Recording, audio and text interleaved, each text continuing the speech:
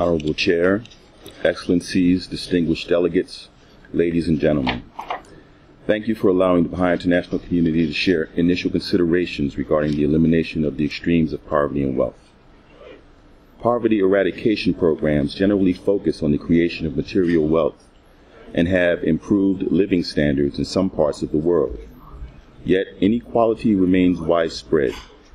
In a 2005 report, the UN highlighted the growing chasms between formal and informal economies, skilled and unskilled workers, and the disparity in access to health, education, and community participation.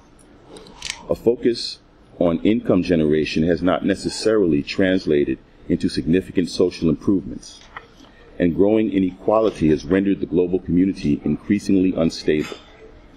The Baha'i international community wishes to address today the connection between poverty eradication and the extremes of poverty and wealth.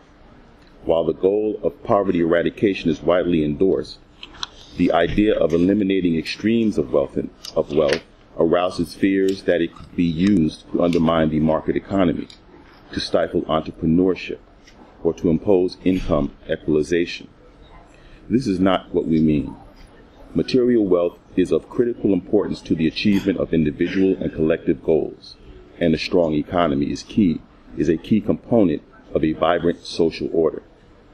We propose that the problem of the extremes of poverty and wealth is linked to the nature of relationships that bind individuals, communities, and nations. Too often, rising levels of consumption are cast as indicators of progress. This worldview, which underpins much of modern economic thinking, reduces concepts of value, purpose, and human interactions to the pursuit of material wealth. It does not capture the totality of the human experience, which includes, for example, expressions of love and self-sacrifice, and the quest for knowledge and justice.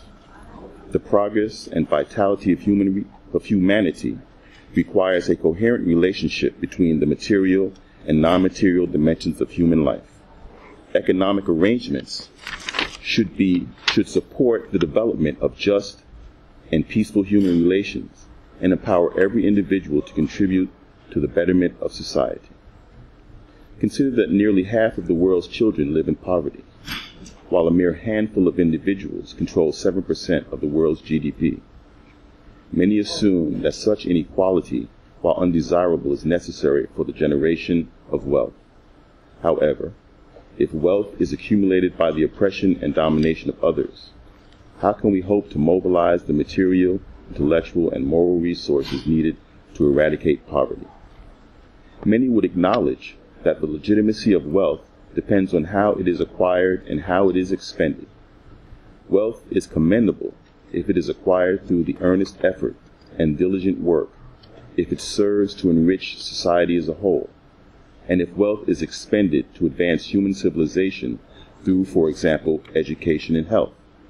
The various approaches to obtaining wealth must enter into the discourse on poverty eradication so that schemes which involve the exploitation of others, the manipulation of markets, and the production of harmful goods can be fully explored and scrutinized.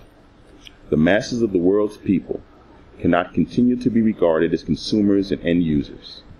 Such an orientation suffocates the human creativity and enterprise needed to address today's pressing challenges, and stifles the capacity to break the unbalanced flow of knowledge from north to south, from urban to rural, and from men to women. Excellencies, distinguished delegates, ladies and gentlemen, the eradication of poverty cannot be conceived in terms of improving the material wealth of the poor alone. It is a larger undertaking rooted in relationships that define the interactions between individuals, communities, and nations. It is inextricably linked to the extremes of both poverty and wealth. Thank you.